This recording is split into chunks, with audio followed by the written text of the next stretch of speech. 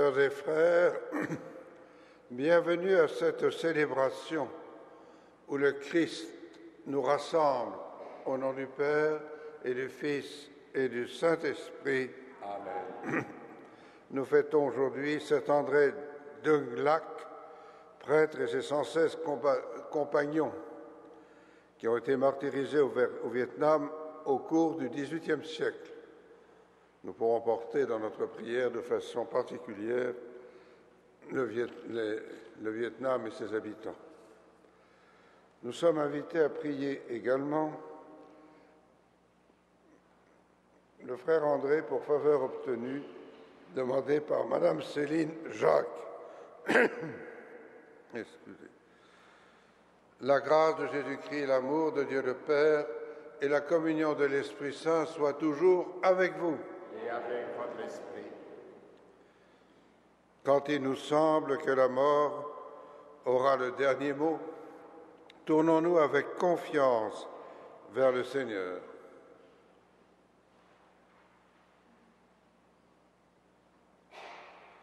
Seigneur Jésus, toi qui abolis les limites de la mort, prends pitié de nous. Prends pitié de nous. Ô Christ, toi qui fais resplendir la vie par ta parole, prends pitié de nous. Prends pitié de nous. Seigneur, toi qui as vaincu la mort à tout jamais, prends pitié de nous. Prends pitié de nous. Et que Dieu tout aimant nous fasse miséricorde, qu'il nous pardonne nos péchés et nous conduise à la vie éternelle. Amen. Et nous prions le Seigneur.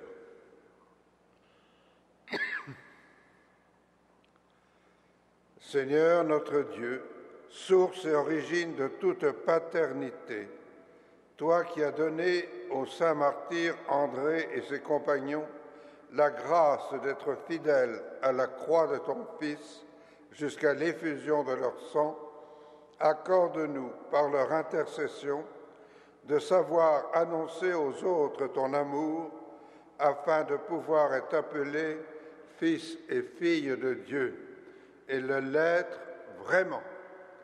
Par Jésus-Christ, ton Fils, notre Seigneur et notre Dieu, qui vit et règne avec toi et le Saint-Esprit, maintenant et pour les siècles des siècles. Amen.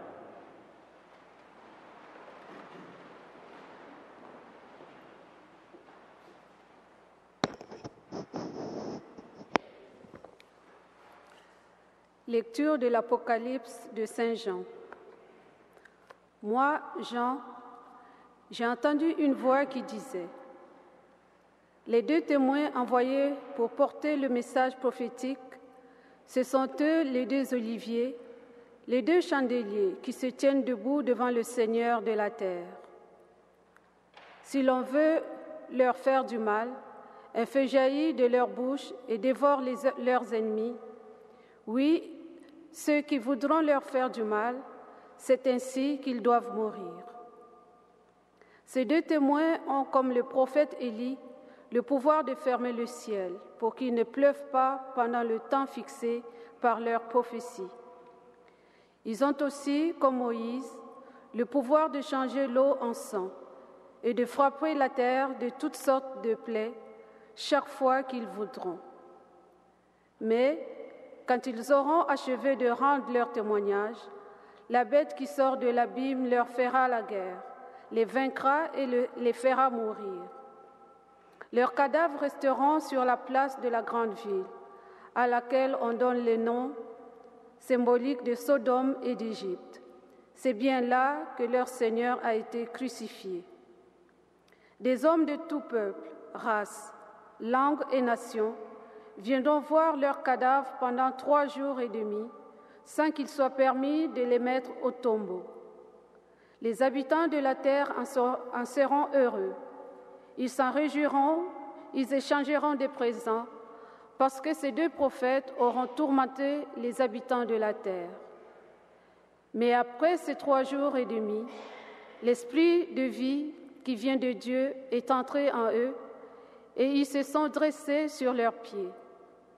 Alors une grande crainte est tombée sur ceux qui les regardaient, et les 2 témoins ont entendu une voix puissante venant du ciel qui leur disait « Montez jusqu'ici ». Ils sont montés au ciel dans la nuée, et leurs ennemis les regardaient. Parole du Seigneur. Nous rendons grâce à Dieu.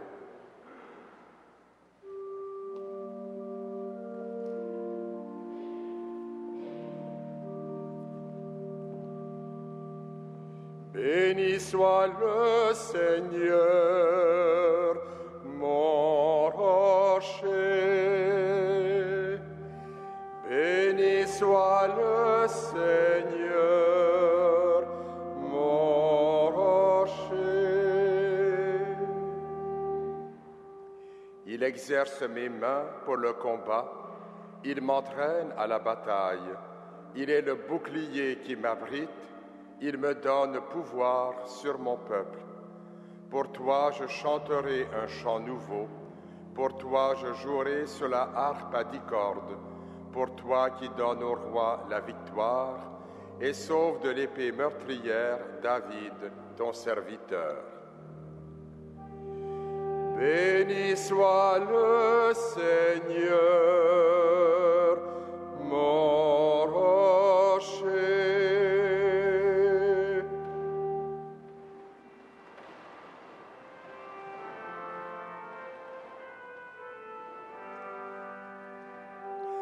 Alléluia, Alléluia, Alléluia, Alléluia.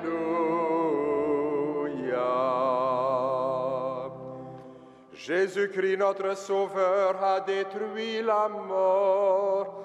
Il a fait resplendir la vie par son évangile. Alléluia, Alléluia, Alléluia, Alléluia.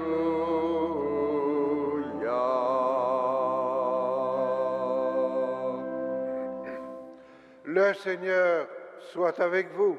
Et avec votre esprit. Proclamation de la bonne nouvelle de Jésus-Christ selon saint Luc. Gloire à toi, Seigneur. Des Sadducéens, ceux qui prétendent qu'il n'y a pas de résurrection, vinrent retrouver Jésus et ils l'interrogèrent. « Maître, Moïse nous a donné cette loi. Si un homme a un frère marié, mais qui meurt sans enfant, qu'il épouse la veuve pour donner une descendance à son frère. Or, il y avait 7 frères. Le premier se maria et mourut sans enfant. Le deuxième, puis le troisième, épousèrent sa veuve, et ainsi tous les 7. Ils moururent sans laisser d'enfants. Finalement, la femme mourut aussi.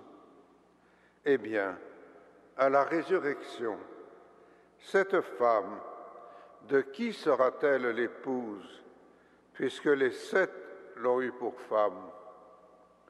Jésus répond, les enfants de ce monde se marient, mais ceux qui seront jugés dignes d'avoir part au monde à venir et à la résurrection des morts ne se marient pas, car ils ne peuvent plus mourir. Ils sont semblables à des anges, ils sont fils de Dieu et héritiers de la résurrection. Quant à dire que les morts doivent ressusciter, Moïse lui-même le fait comprendre. Dans le récit du buisson ardent, quand il appelle le Seigneur Dieu d'Abraham, Dieu d'Isaac et Dieu de Jacob, il n'est pas le Dieu des morts, mais des vivants. Tous vivent en effet pour lui. Alors certains scribes prirent la parole pour dire « Maître, tu as bien parlé », et ils n'osaient plus l'interroger sur quoi que ce soit. Acclamons la parole de Dieu. Louange à toi, Seigneur Jésus.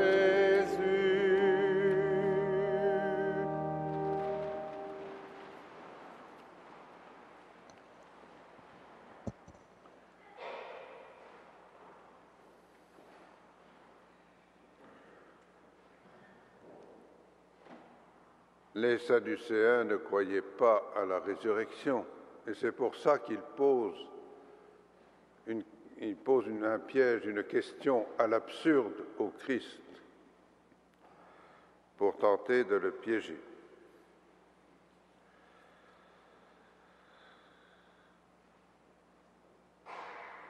On a l'impression que pour eux, le royaume de Dieu est simplement une autre forme de vie, avec peut-être certains avantages.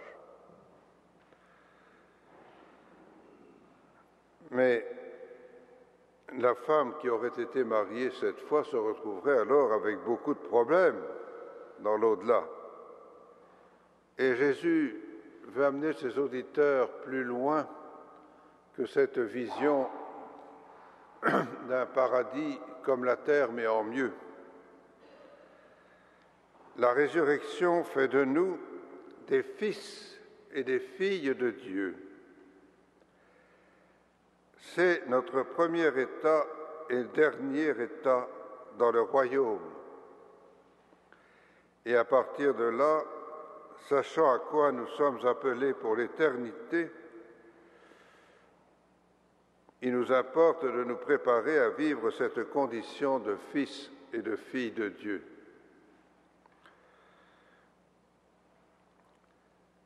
Cela peut nous aider à établir des priorités dans la vie quotidienne.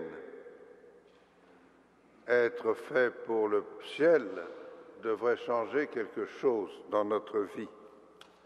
Un peu comme les martyrs vietnamiens que l'on fête aujourd'hui. 117 mis à mort entre 1745 et 1882 dans diverses régions du Vietnam. Et ce sang versé a contribué à féconder l'Église de ce pays. Il y avait des missionnaires, des évêques, des prêtres, des laïcs, hommes et femmes de toutes conditions et de tous âges, qui ont préféré souffrir l'exil, la prison, la torture et la mort, plutôt que de renier leur foi chrétienne, parce qu'ils avaient cette conviction qu'ils étaient fils et filles de Dieu et appelés à vivre après la mort au cœur de Dieu. Saint François d'Assise disait « En exil sur cette terre, nous marchons vers notre patrie. » Sommes-nous convaincus que le ciel, le royaume de Dieu est notre patrie et que c'est vers là que nous allons, que nous ne finirons pas dans le trou? En sommes-nous convaincus que la mort n'est pas la fin de tout, mais le début de la vie en plénitude, de la vie en Dieu? Elisabeth Kubler-Ross a déjà écrit un livre qui s'appelait « La mort, dernière étape de la croissance ». Alors, durant cette Eucharistie, demandons à Dieu d'avoir chevillé au corps cette conviction que comme fils et filles de Dieu, nous sommes appelés à vivre un jour entièrement au sein de Dieu. Amen.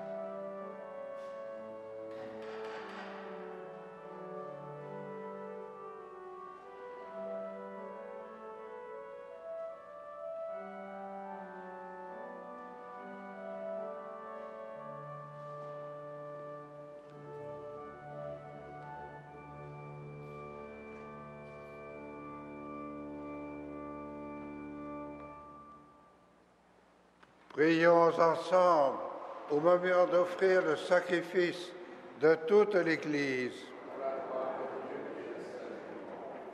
Reçois, Père très saint, les offrandes que nous te présentons en célébrant les saints martyrs du Vietnam, pour qu'au milieu des difficultés de notre vie, nous puissions toujours être trouvés fidèles et nous offrir à toi en sacrifice qui te plaise, par Jésus-Christ, le Christ, notre Seigneur. Le Seigneur soit avec vous. Élevons notre cœur. Rendons grâce au Seigneur, notre Dieu. Vraiment, il est juste et bon de te rendre gloire, de t'offrir notre action de grâce, toujours et en tout lieu. À toi, Père très saint, Dieu éternel et tout-puissant, nous reconnaissons un signe éclatant de ta grâce dans le martyre de ces saints du Vietnam. En donnant leur vie comme le Christ, ils ont glorifié ton nom. C'est ta puissance qui se déploie dans la faiblesse quand tu donnes à des êtres fragiles de te rendre témoignage par le Christ notre Seigneur. C'est pourquoi, avec les anges dans le ciel, nous pouvons te bénir sur la terre et t'adorer en chantant.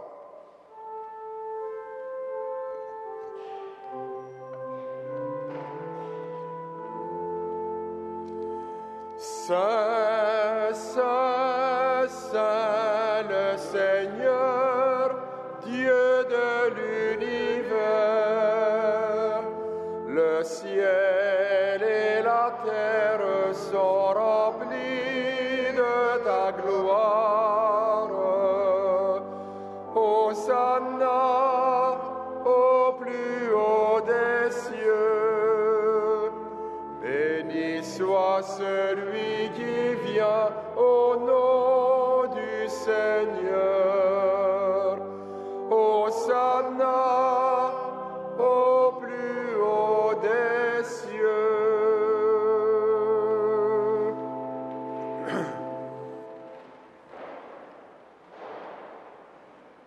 Toi qui es vraiment saint, toi qui es la source de toute sainteté, Seigneur, nous te prions. Sanctifie ces offrandes en répandant sur elles ton esprit, qu'elles deviennent pour nous le corps et le sang de Jésus, le Christ, notre Seigneur.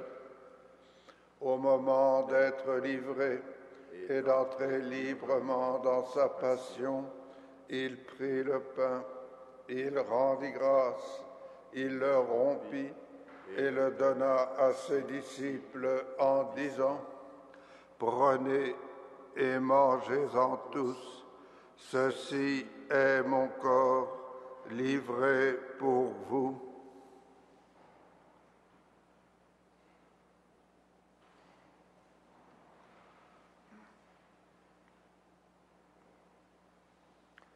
De même, à la fin du repas, il prit la coupe. De nouveau, il rendit grâce et la donna à ses disciples en disant : « Prenez et buvez-en tous, car ceci est la coupe de mon sang, le sang de l'alliance nouvelle et éternelle, qui sera versé pour vous et pour la multitude en rémission des péchés. Vous ferez cela en mémoire de moi. »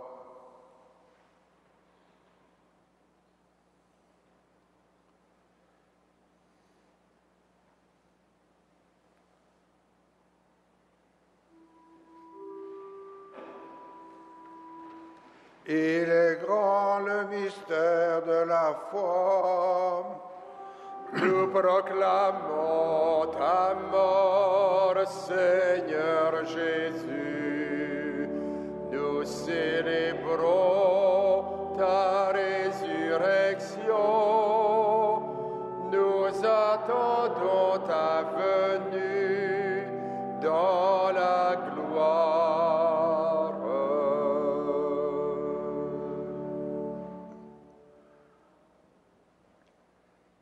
Faisant ici mémoire de la mort et de la résurrection de ton Fils, nous t'offrons, Seigneur, le pain de la vie et la coupe du salut, et nous te rendons grâce, car tu nous as choisis pour servir en ta présence. Humblement, nous te demandons qu'en ayant part au corps et au sang du Christ, nous soyons rassemblés par l'Esprit Saint en un seul corps. Souviens-toi, Seigneur, de ton Église répandue à travers le monde. Fais-la grandir dans ta charité avec le pape Benoît XVI, notre évêque Christian Lépine, et tous ceux qui ont la charge de ton peuple. Souviens-toi aussi de nos sœurs et de nos frères qui se sont endormis dans l'espérance de la résurrection et de tous les hommes et femmes qui ont quitté cette vie. Reçois-les dans ta lumière auprès de toi. Sur nous tous, enfin, nous implorons ta bonté. Permets qu'avec la Vierge Marie, la bienheureuse Mère de Dieu, avec Saint Joseph son époux, les apôtres, Saint André Dulac et ses compagnons, le bienheureux frère André et les saints de tous les temps qui ont vécu dans ton amitié, nous ayons part à la vie éternelle et que nous chantions ta louange par Jésus-Christ, ton Fils bien-aimé. Par lui, avec lui et en lui, à toi, Dieu le Père Tout-Puissant, dans l'unité du Saint-Esprit, tout honneur et toute gloire pour les siècles des siècles. Amen.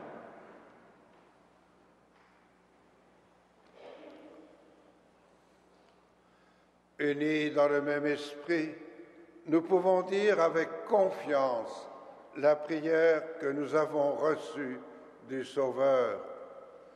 Notre Père qui es aux cieux, que ton nom soit sanctifié, que ton règne vienne, que ta volonté soit faite sur la terre comme au ciel. Donne-nous aujourd'hui notre pain de ce jour. Pardonne-nous nos offenses, comme nous pardonnons aussi à ceux qui nous ont offensés, et ne nous soumets pas à la tentation, mais délivre-nous du mal. Délivre-nous de tout mal, Seigneur, et donne la paix à notre temps. Par ta miséricorde, libère-nous du péché, rassure-nous devant les épreuves, en cette vie où nous espérons le bonheur que tu promets et l'avènement de Jésus-Christ, notre Sauveur. Car c'est à toi qu'appartiennent le règne, la puissance et la gloire pour les siècles des siècles. Seigneur Jésus-Christ, tu as dit à tes apôtres, « Je vous laisse la paix, je vous donne ma paix. Ne regarde pas nos péchés, mais la foi de ton Église, pour que ta volonté s'accomplisse. Donne-lui toujours cette paix et conduis-la vers l'unité parfaite, toi qui règnes pour les siècles des siècles. Amen. Que la paix du Seigneur soit toujours avec vous. Et avec votre esprit. Agneau de Dieu, qui enlève le péché du monde, prends pitié de nous. Agneau de Dieu, qui enlève le péché du monde, prends pitié de nous. Agneau de Dieu, qui enlève le péché du monde, donne-nous la paix.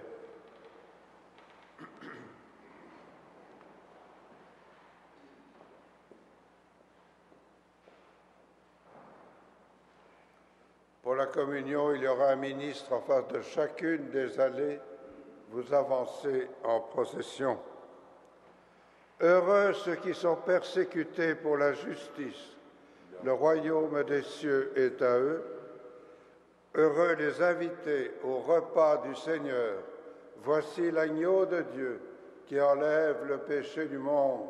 Seigneur, je ne suis pas digne de te recevoir, mais dis seulement une parole et je serai guéri.